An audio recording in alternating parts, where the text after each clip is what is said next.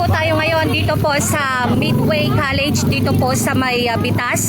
Ayan, at dito po ginaganap ang umano ay pamimigay. Ayan, ano po, mayroon pong natatanggap umano na tig 2,000 piso yung mga base sa mga nakausap natin sa labas. So ito po ay gym ng Midway College. At ayon po sa dito, pinagsarahan po tayo, ayon po sa mga enforcer at sa ating nakausap dito kanina, ito si Nagard, ay ito po daw ay AKAP program ng ating pamahalaang nasyonal.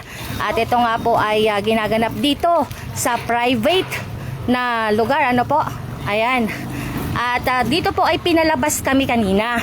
At tinatanong nga po namin, bakit po kami pinalabas? Gayong kung ito po ay AKAP, kami po ay nandirito lamang para po sana sa coverage, ano, i-cover po natin itong kaganapan dito sana. Pero pinalabas po kami, pinagsaraduhan kami ng gate. Ayan, at tayo po nga ay nakikiisa din, syempre, sa Bantay Halalan 2025 at kaisa din po sa pagbabantay sa mga nagaganap na mga vote buying. At meron nga pong nag-tip sa atin na dito umano po ay meron pong nagaganap na bigayan. At kanina nga po nung pagdating namin dito ay ilang mga taga iba't ibang lugar, taga iba't ibang barangay po ang nandirito ngayon. At ang sabi po nung iba, hindi nila alam kung ano ang meron. At ang mayroon naman po nagsasabi ng iba, kailangan lang ng ID at Certificate of Indigency at sila po ay nakakatanggap ng 2,000 piso. Ayan po, kasalukuyan din po ang paglabas ng ating mga kababayan, ano po. So ito po, 2,000 daw po yung binibigay. Ang tanong lang po namin, bakit po kailangan po kaming palabasin? Ano po, dito sa venue, gayong magko-cover lamang naman po kami.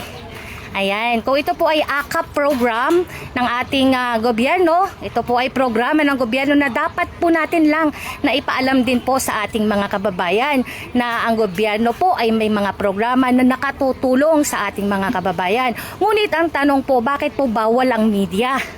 Nung makita po, kanina po ay nakapasok kami sa loob. Ngunit nang nakita po na kami po ay media, ayan, pinalabas po kami at bigla pong sinara at nilak po ang gate. Dito po sa Barangay Bitas po ito, ano, dito po sa gym ng Midway College. At nakausap din po natin ng staff, isa sa mga staff po ng Midway College. At ang tanong ko nga po sa kanya, bakit po kailangang isara? Ayan. At ang sabi po niya, ito po buka po kasi ay private. Ayan, privacy daw po. Pero ito pong ating programang pinagkakalob sa ating mga kababayan ay programa po ng gobyerno. Ano po? At dapat po ito po ay sinasagawa po sa mga pampublikong lugar.